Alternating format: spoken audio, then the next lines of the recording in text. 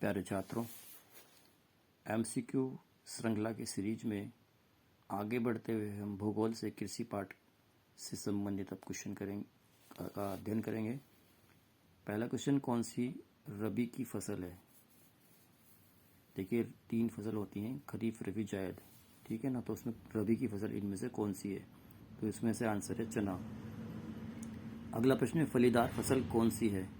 तो फलीदार फसल जैसे फलियां आती हैं वो होती हैं दालें। अगला प्रश्न है, भूदान ग्रामदान आंदोलन का आरंभ किसने किया?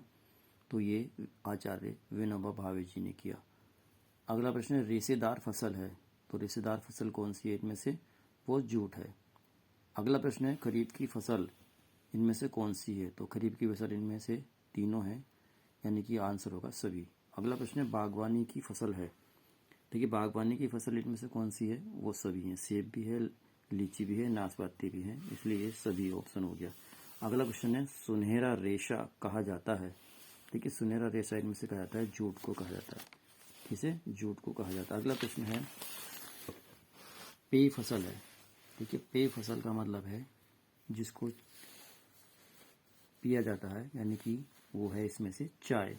अगला प्रश्न है, रोपण कृषि फसल है, यानी जिसको रोप कर बोते हैं, बीज नहीं बोते, अभी तो उसे रोप कर बोते हैं, यानी उसके टुकड़े करके बोते हैं, तो वो क्या कहलाती है? रोपण कृषि। तो इसमें कौन सी है?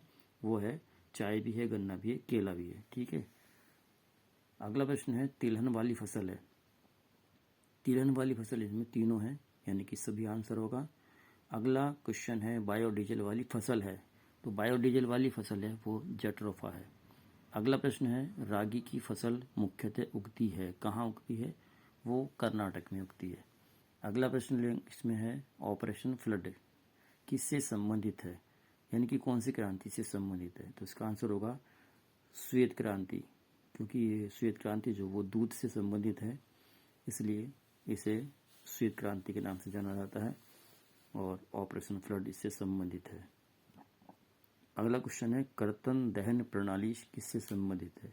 तो कर्तन दहन प्रणाली वो कृषि से संबंधित है। अगला प्रश्न है, निर्यात वस्तु नहीं है, देखिए निर्यात वस्तु यानी कि हम जो अपने देश से बाहर भेजते हैं वो निर्यात वस्तु कहलाती है, और जो मंगाते हैं वो आयात वस्तु कहलाती है। तो इसमें जो निर्यात वस्तु है वो है, निर्यात वस्तु नहीं है, ऑप्शन है ना इसमें कि निर्यात वस्तु नहीं है, तो इसमें कौन सी नहीं है? उर्वरक, क्योंकि उर्वरक को हम निर्यात नहीं करते, अभी तो कॉफ़ी, चाय और मसाले को निर्यात करते हैं, यानी भेजते हैं, तो इसमें क्या ऑप्शन होगा? उर्वरक। अगला क्वेश्चन है, श्रम पूंजी के मदद से भूमि के निश्चित टुकड़े पर खेती करके अधिक से अधिक उपज प्राप्त करना इसमें से क्या कहलाता है? वो कहलाता है गहन कृषि। क्या कहलाता है? गहन कृषि कहलाता है, ठीक है। अगला क्वेश्चन, हरित क्रांति की मुख्य फसल इनमें से कौन सी है? तो हरित क्रांति की मुख्य फसल है वो है गेहूं। इसी श्रृंखला में आगे बढ़ते हैं, वह फसल जो लंबे चौड़े क्षेत्र में उगाई जाती है क्या कहलाती है? रोपण कृषि कहलाती है। अगला प्रश्न है, भारत में हरित क्रांति के जनक हैं, तो इसमें आंसर है एमएस स्वामीनाथन। कौन है? एमएस स्वामीनाथन। और विश्व में कौन है? विश्व में हरित क्रांति के जनक किसे माना जाता है? वो नॉर्मन बोरलॉग को माना जाता है। अगला प्रश्न है, भारत में श्वेत क्रांति के जनक हैं, तो भारत में श्वेत क्रांति यानी वो दूध वाली क्रांति जो ऑपरेशन फ्लड से संबंधित है, उसके जनक कौन हैं? तो ये हैं डॉक्टर वर्गीज कुरियन। यदि क्वेश्चन आए ऑपरेशन फ्लड से संबंधित है तो क्वेश्चन का आंसर होगा डॉक्टर वर्गीज कुरियन, ठीक है। ऑपरेशन फ्लड से आ जाए या श्वेत क्रांति से आ जाए, उसका आंसर होगा डॉक्टर वर्गीज कुरियन।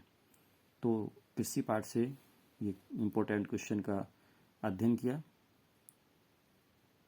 अगली वीडियो में अगले क्वेश्चन अगले पार्ट से फिर लेकर उपस्थित होंगे।